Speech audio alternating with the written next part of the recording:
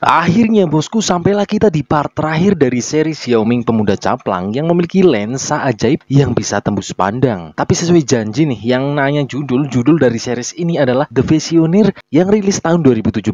Kalian bisa nonton lengkapnya di apotek terdekat. Kali ini Yao Ming harus mampu menahan gempuran dari Li, tetapi hal mengejutkan terjadi. Wang dan Jia hidup kembali. Lah kok bisa ya? Apakah Wang sudah tobat atau tetap mau nyedot Mei Chan? Yuk kisah kembali berlanjut. Setelah disedot Mei, Ming akhirnya menjadi ibu dan ayah dari induk binatang. Janin itu sudah diamankan. Untuk penyembuhan pasca kelahiran, Lalin membuat sup spesial Coro biar sehat dan asinya lancar.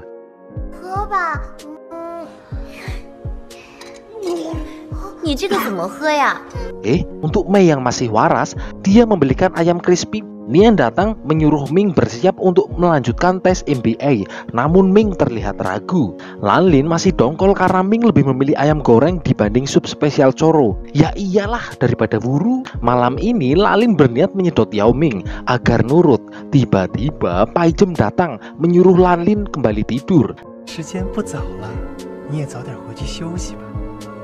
Dan ketika akan menyedot, terjadilah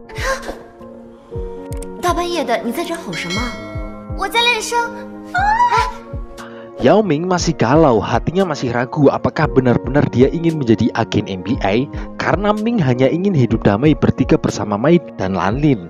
Lah, saya juga mau ya. Ming dan Lalin jelas mendukungnya. Salam memergoki Ming akan pergi. Salam marah karena Ming mengecewakan Niang yang mempercayainya. Lalu Niang datang membebaskan Ming mau stay atau pergi. Kalau pergi jelas Ming akan terancam oleh Li Bolang. Setelah Ming memilih kabur, sesuai aturan Ming menjadi musuh MBA. Kini mereka harus membunuh induk binatang secepatnya. Namun jelas sulit karena Liu Lei saja tidak bisa membunuhnya. Dia hanya bisa membagi menjadi 4 bagian. Tiba-tiba alarm berbunyi. Semua orang di markas MBA mulai terhipnotis.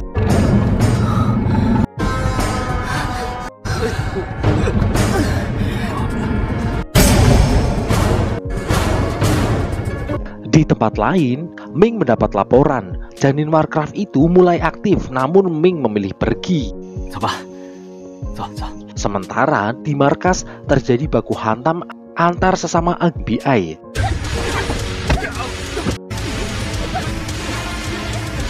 Niang sadar itu pengaruh janin. Tiba-tiba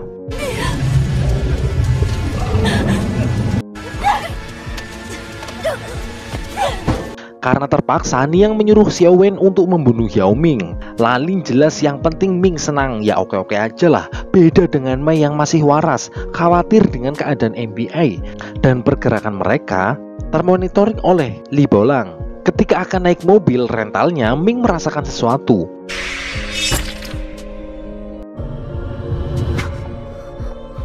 Xiao Wen datang untuk membunuhnya. Ming memilih untuk kabur. Alpha menyadari kalau Xiao Wen dalam pengaruh induk binatang. Alpha memprediksi markas MBA pasti kacau. Ming sendiri tidak mau melukai Xiao Wen. Kalau mengennya mungkin mau ya. Siapa aja mau kali ya yang normal. Tika akan kabur, Ming dihadang oleh cecenguk Li. Di sisi lain, Xiao Wen di belakangnya. Dan terjadilah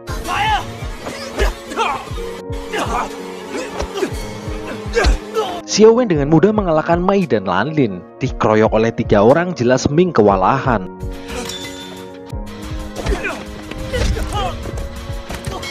Beruntung Ming berhasil menyadarkan Xiao Wen. Ini selain cantik hebat juga ya. Namun insiden terjadi.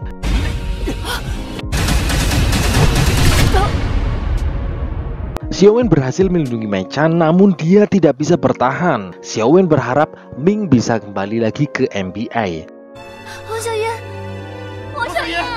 Ming lalu sadar dan kembali ke MBA dan melakukan semua jelas sangat sedih karena meninggalnya Xiao Wen, terutama Salam yang belum tahu bentuk gunungnya Xiao Wen.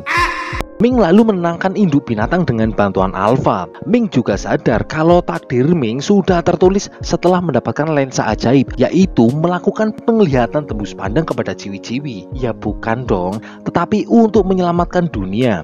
Ya sambil ngintip-ngintip dikit lah. Saat konferensi dari markas MBI lain, Niang mendapat tekanan karena membiarkan Ming melahirkan janin Warcraft. Niang menjelaskan kejadian janin Warcraft yang mampu mengontrol orang-orang. Dan beruntung Ming datang. Jelas mabes MBI mewajibkan untuk membunuh Yao Ming.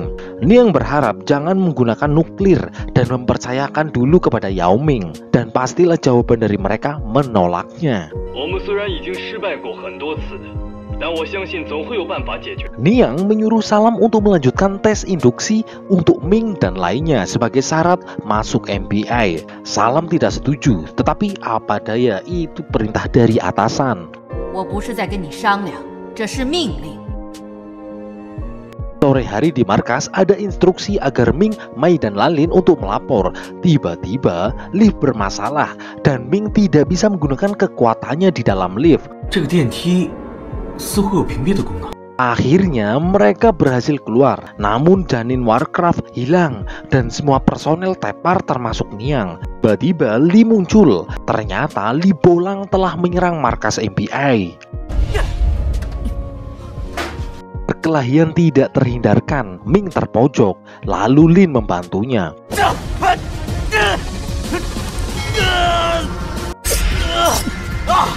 Li tiba-tiba menghilang dan bergerak dengan sangat cepat.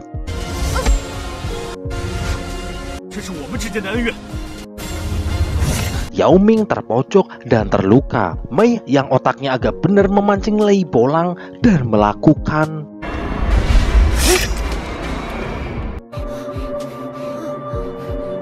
rencananya berhasil dan membuat Li Bolang mundur. Mei menganalisa kemampuan Li sama seperti milik Sui dan Yuji hingga dia bisa mengalahkannya. Mereka mencoba kabur. Mei menyadari mungkin Li sudah menyerap kemampuan para MBI dan ketika akan keluar, Li muncul lagi. Kali ini Li menggunakan kekuatan ultrasonik yang bikin budek. Ming melakukan genjutsu kepada Mei dan Li agar jadi budek. Lalu mereka kabur. Li masih menyerang. Tiba-tiba Li Bolang menjadi 3 dan terjadilah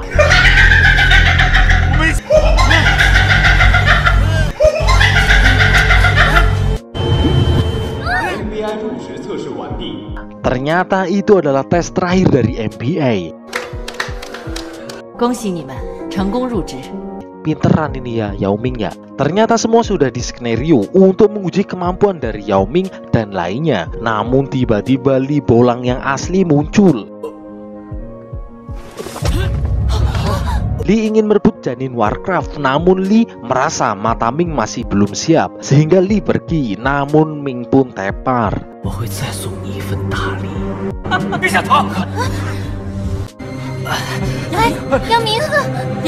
Niang merasa Salam berlebihan ketika melakukan tes induksi karena Ming sampai tepar. Ini dendam kali ya. Pai Jem mengecek kondisi Ming, namun ini mbok-mbok terlihat mencurigakan. Ketika berlatih terdengar pengumuman agar istirahat.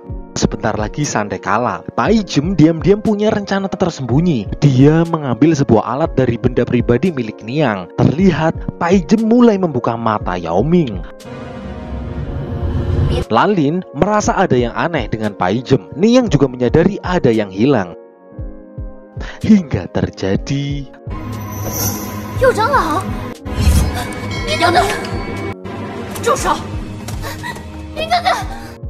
ternyata Pai Jem adalah tetua yang menyamar. Dia berhasil tertangkap, namun dia melakukan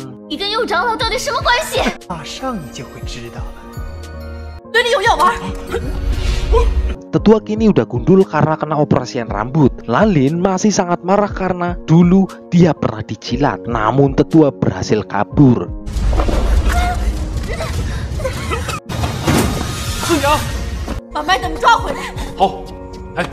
Tetua menemui Li. Ternyata alat yang dicuri fungsinya untuk mengambil lensa ajaib, dan hanya dengan alat itu lensa ajaib bisa diambil. Kini mereka berdua harus bekerja sama.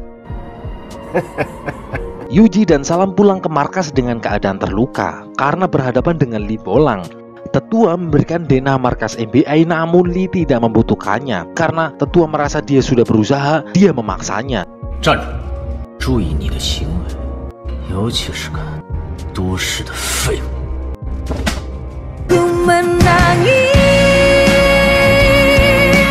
Li, sekarang galak bener ya. Udah gak mirip lah sama saya. Mei dan Lalin menceritakan yang terjadi. Ming kini akan mencuri alat itu dan menghancurkan lensa ajaib agar Li tidak bisa menggunakannya. Kemudian Ming datang ke markas harem. Ming memeriksa keadaan. Tahu Li tidak di markas, Ming mencari alat penyedot itu. Namun apes, Li malah pulang karena headsetnya ketinggalan. Sembari mengintai, Ming bersembunyi sambil meperin burungnya. Terlihat Tetua sedang berbicara dengan dua orang, dan ternyata Tetua merencanakan untuk mengalahkan Li Bolang. Kepriwe si jarene arep bekerja sama ya. Ming masih mengintai Li Bolang yang sendirian. Kali aja buka VPN terus nganu. Namun tiba-tiba lah kok hilang? Ming dikejutkan oleh seseorang. Yap, betul, dia adalah Wang yang hidup kembali dan masih menaruh dendam untuk membunuh Yao Ming. Wang semakin kuat, lalu Mei dan Lin datang.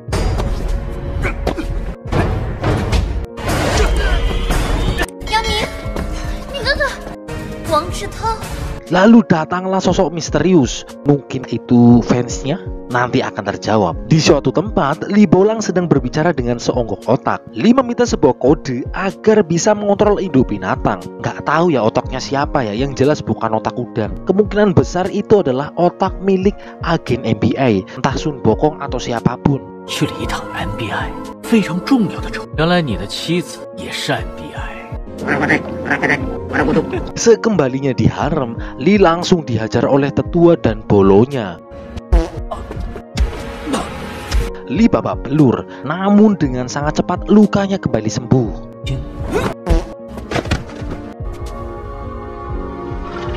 Li benar-benar tidak terkalahkan dan dengan mudah mengalahkan mereka semua. 该我了吧？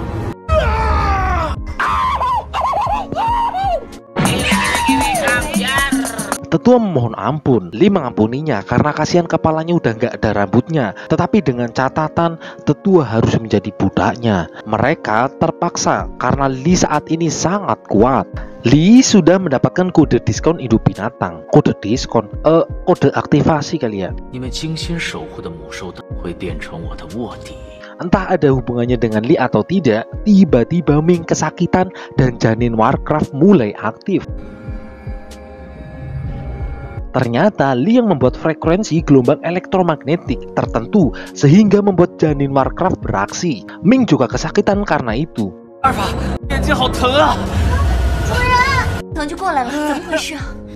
Salam berhasil merubah frekuensi dari tahanan markas MBI dan janin Warcraft kembali tenang. Bom-bom terkejut melihat Wang yang masih hidup. Wang merencanakan sesuatu agar Ming melakukan pergerakan dan keluar dari markas MBI. Wang mengusir orang yang lagi pacaran karena itu dosa. Namun itu membuatnya marah karena masih belum ngemprut dan terjadilah. 你是在说我吗？这树林是你家栽的，要吃了我啊！嘿！ Wang sangat kuat karena sudah menjadi manusia biokimia. Zhang bertemu Bom-bom yang memaksa murid lain untuk datang ke pesta. Zhang merasa Bom-bom percuma memakai otot, memaksa orang lain ikut ke pesta. Karena pakailah uang, karena uang itu menyelesaikan segalanya. Li dan lainnya bersiap melakukan rencana untuk menjebak Yao Ming. Di markas MBI, Ming ingin segera menghadapi Li, namun Niang melarangnya. Karena Li Bolang sangat kuat saat ini. Kini tunggu saja janin Warcraft menetas dan membunuhnya, sehingga Li akan menyerah. 那母兽到底什么时候才出生啊？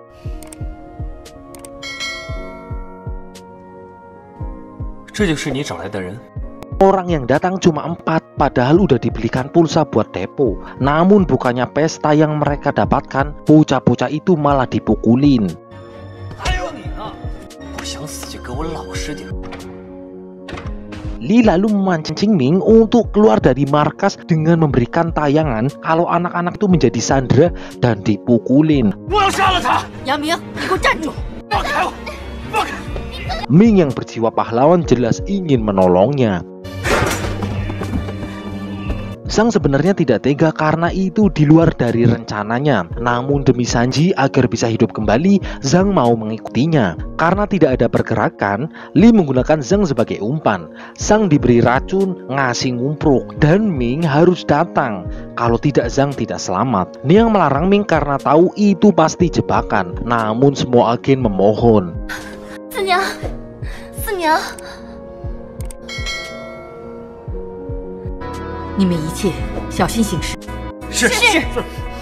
Ming kemudian memimpin penyelamatan itu. Salam menolaknya, namun itu adalah perintah pimpinan. Ya mau gimana lagi ya, akhirnya Salam mengikutinya. Mereka mulai menyerang. Setelah muter-muter, Yuji mendapatkan universitas ternyata sudah kosong. Lalu lewat halo-halo, Li mengajak Ming bergabung agar Sandra aman. Jelas semuanya menolak. Tiba-tiba Salam melakukan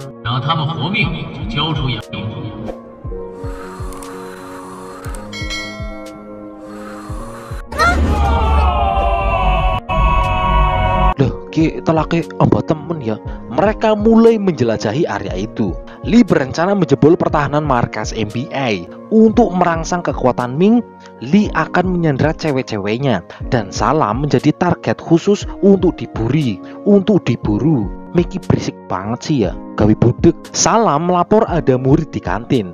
Mereka mulai berpencar, namun agen lama tidak mau mendengarkan perintah Ming. Ming mulai menyerang menggunakan hipnosis.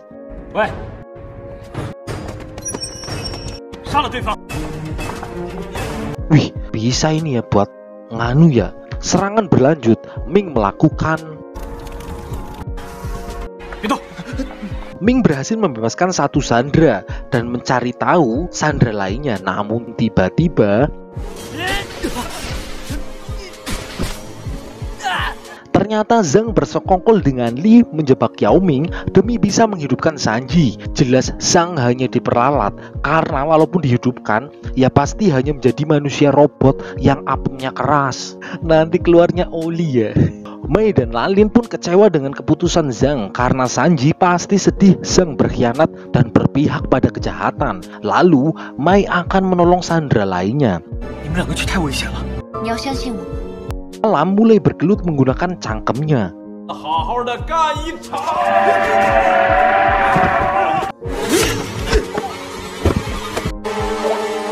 Cangkem Salam pun dikalahkan. Yuji dengan mudah menyelamatkan Sandra.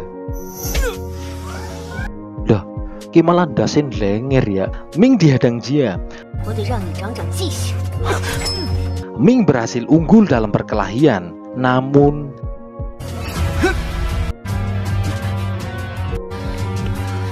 Suji kembali beraksi, namun dia tertembak karena cecunguk memakai kacamata lambat. Beruntung Sue menolongnya. Mei dan Lalin pun beraksi, berhasil menumbangkan musuh.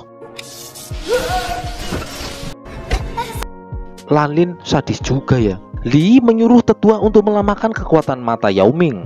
Sementara dia mencoba mengakses janin Warcraft. Salam yang tepar memancing penjaga untuk melepas headsetnya yang dia dapatkan dari flash sale dan melakukan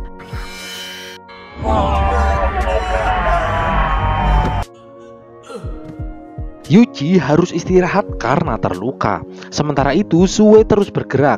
Karena Sue tidak mengenal bom-bom, Sue diajak untuk menolong sandera lainnya yang ternyata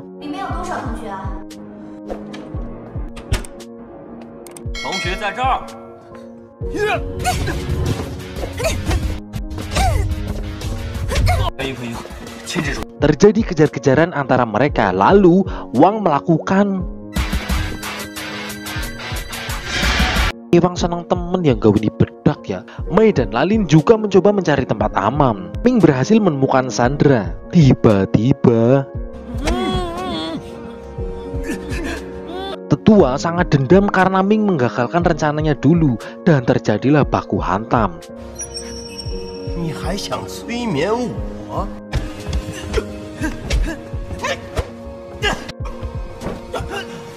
Ketika terpojok, ketua membahas soal ayah Yao Ming dan membuat emosi Ming bergejolak, lalu berhasil menstimulasi energi lensa. 是谁发的吗？废话，理不亮，感情刺激，还满意吧？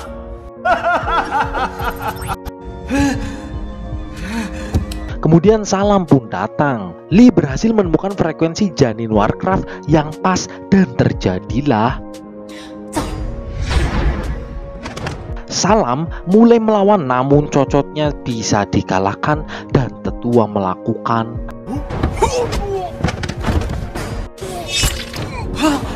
apakah Salam akan mati? Stimulasi Ming terus berlanjut dengan cara membunuh setiap Sandra hingga akhirnya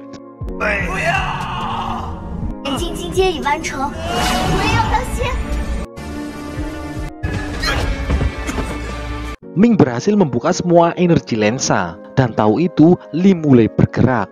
Melihat tetua, Lanlin langsung melakukan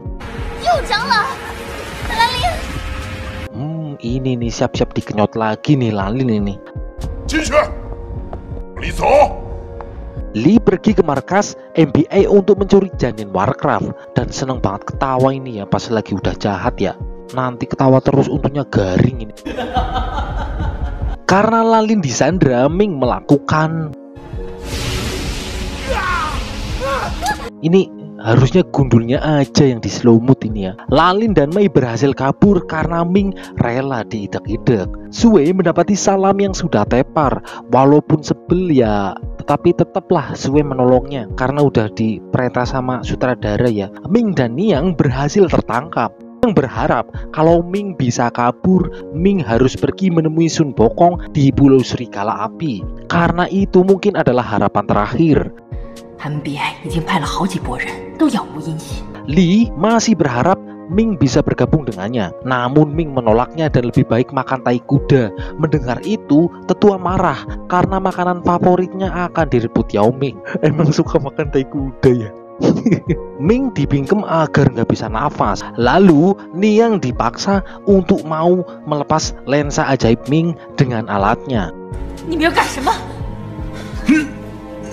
Lee memberi pilihan, daripada Ming tersiksa harus mencium kain basah rendaman keringat tapir, lebih baik Niang mau bekerja sama. Akhirnya Niang mau melakukannya.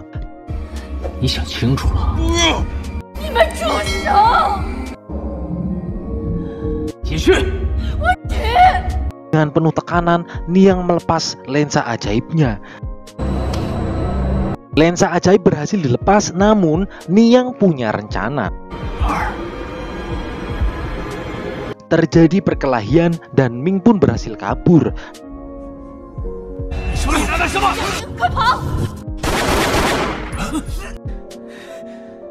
Namun yang gugur karena membantu Ming kabur. Ini Liko makin ngeselin ya. Berarti berhasil itu aktingnya. Markas NBA semua bersedih.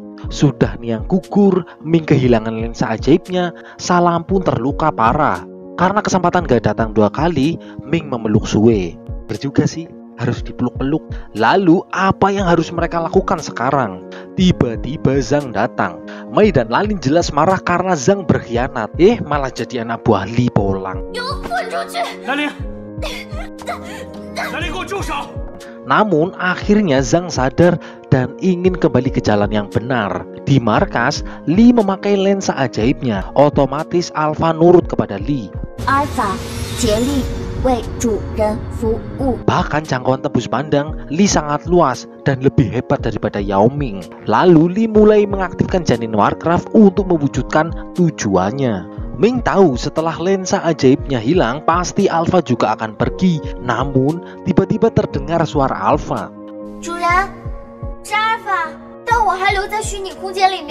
Lalu dia bisa masuk ke ruangan virtual. Alpha ternyata bisa meledakkan janin Warcraft, namun sebagai bayarannya, Ming harus Hamxiong alias meninggoy. Apakah Ming mau mengambil resiko itu dan melakukan serta mengorbankan dirinya?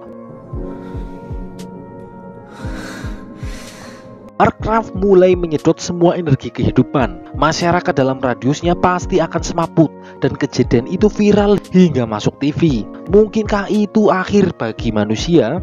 Lee kemudian melakukan streaming di aplikasi yang jadi sponsornya. Tujuannya sederhana, Lee ingin menjadi penguasa dunia dan mengakhiri manusia yang melawannya. Sebagai penghormatan, Ming taziah ke TKP Niang meninggal. Seperti pesan Niang, Ming harus ke Pulau Serigala dan menemukan Sun Bokong. Tapi apa isi urip ya wong tua kaya? Luka yang parah membuat Salam harus terima. Aktingnya harus berakhir. Walaupun berisik, tetapi sebagai sesama pembela kebenaran, Sue ingin Salam kembali sehat. Namun itu nggak mungkin. 2 hari lagi Warcraft bisa keluar dari cangkangnya. Lee bahkan bisa melihat pergerakan Ming dari jarak yang sangat jauh. Tetua ingin membunuh Ming sekarang. Namun menurut Lee, walaupun Ming saat ini hanya manusia biasa, akan buang-buang energi kalau menyerang langsung ke markas MBI. Ming melakukan rakor. Ming mencari petunjuk tentang keberadaan Pulau Serigala. Namun dari database yang ada, Pulau Serigala itu tidak ada di koordinat bumi. Lokasinya ada di dalam black hole. Dan Lalin pun anggap-anggap karena bingung mendengar obrolannya. Jarak lokasi Pulau Serigala mungkin mencapai 50 juta tahun. Dan teknologi MBI pasti belum ada yang bisa mencapai kecepatan itu. Ya, karena kasihan juga si animatornya ya. Pasti susah bikin adegannya. Namun ada kemungkinan besar di kota Songsan ada sebuah lubang cacing. Mai ingat, Ming pernah cerita ketika di markas Hirem, Ming melihat dada Lee bercahaya dan tiba-tiba saja Lee menghilang. Mungkinkah jalan cacingnya ada di situ? Dan luar biasa, Lee tahu rencana mereka karena kemampuannya jauh di atas Ming, hingga bisa melihat tembus pandang tanpa BH. Ngarep.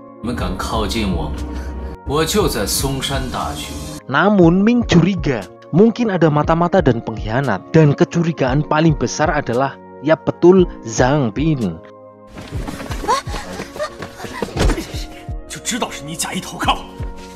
Dan karena merasa tidak dihargai, Zhang pergi. Lee bahagia sekali melihat sesama agen MBI tukaran. Rencana harus berjalan. Ming, Lalin, dan Mai akan ke Pulau Serigala. MBI lainnya menolong para warga yang terkena radius Warcraft. Ming mulai bergerak, melapor setiap yang terjadi di lapangan. Mai juga iya. Loh, ini malah nungging ya. Aduh, Jan, ini pas ini. Lalin menemui bocah FF yang lagi semaput karena terjebak. Radius saat ini 10 km dan terus bertumbuh. Semua yang ada di dalam Doom Energy akan terserap termasuk manusia, hewan, dan suket-suketan. Mai melapor ada frekuensi tertentu. Lalin juga melapor ada bocil yang terjebak.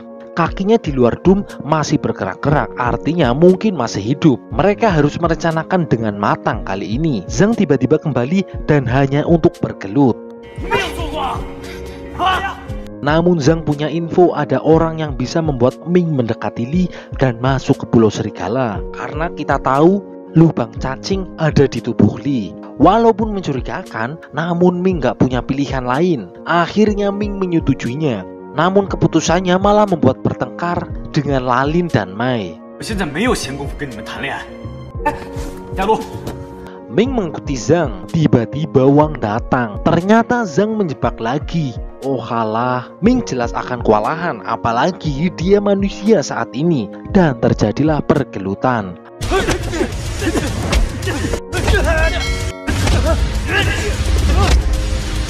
Namun bukan Wang kalau nggak main cara kotor. Ming dikalahkan. Wang akan mengubah Ming menjadi manusia biokimia. Walaupun kuat, namun Ming akan jadi blow on. Lee pun bahagia karena kekalahan Ming. Ini bahagia di atas penderitaan orang lain ini. Aduh. Dilihat dari tandanya, Ming sudah menjadi manusia biokimia seutuhnya. Dan mumpung ada kesempatan, Zhang menampar Ming. Zhang lalu diacuhkan setelah nggak berguna.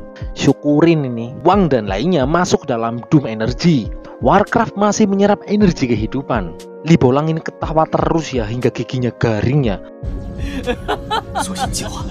Namun tiba-tiba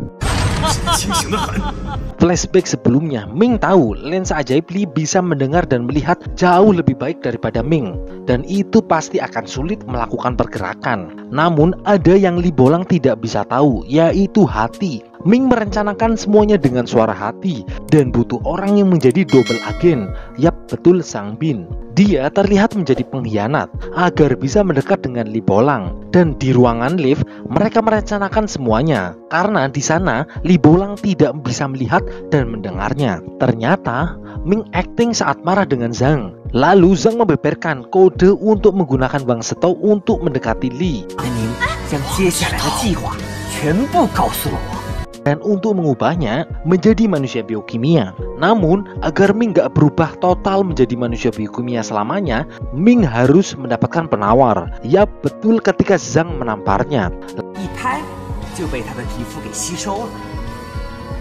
Lalu tanda biokimia yang hilang di lehernya diganti dengan cap-capan di jempolnya. Lah, ini kayak bocah SD ya. Kembali ke saat ini, Ming mencoba menyentuh Li, namun lagi-lagi Li memberikan kesempatan Ming untuk bergabung demi semua yang telah mereka jalani bersama waktu lalu. Apakah Ming akan bergabung? Jelas tidak, karena kebaikan akan selalu berbeda sisi dengan kejahatan. Tiba-tiba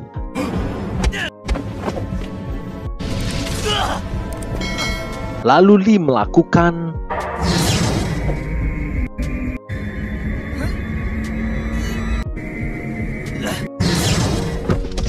itu, membuatnya terluka parah. Tiba-tiba orang-orang di sana mulai saling baku hantam karena dihipnosis oleh Ming melalui Warcraft.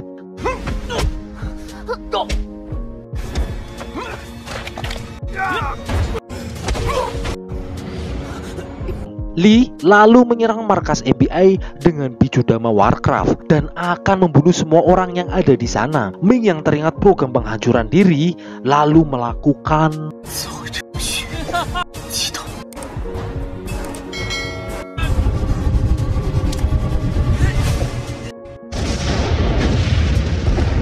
Mei dan Lalin sadar ledakan itu ada hubungannya dengan Yao Ming. Orang-orang yang semaput mulai sadar kembali. Apakah ini sudah berakhir? Beberapa tahun berlalu, Mei kini menjadi pimpinan NBA cabang Citayam dan tetap berpihak pada kebenaran. Lalu, Lalin kini menjadi tabib tanpa gaji dan tidak berharap menjadi ASN. Mereka bertiga berkumpul. Tuh, tambah cantik-cantik ya. Ya, Sang Bin gak cantik ya. Ternyata mereka mengunjungi makam Yao Ming yang telah tiada. Waduh, gak jadi punya istri dua dong. Kota kini semakin damai karena pengorbanan Yao Ming. Semua orang pasti punya mimpi, termasuk Yao Ming yang ingin menjadi pahlawan untuk semua orang. Kalau kalian tidak lagi menemukan orang baik, maka jadilah salah satunya dan tebarkan kebaikan. Kisah Yao Ming, pemuda caplang yang punya lensa ajaib pun selesai. Terima kasih untuk semua dukungannya hingga series ini selesai. Bantu channel ini semakin berkembang biar makin sering menghibur kalian semua. Oh ya nih, buat bolo-bolo nih, kira-kira nih mau request film yang kayak gimana lagi nih? Komen yuk. Semoga sehat selalu, lancar rezekinya, dan matur nuwun.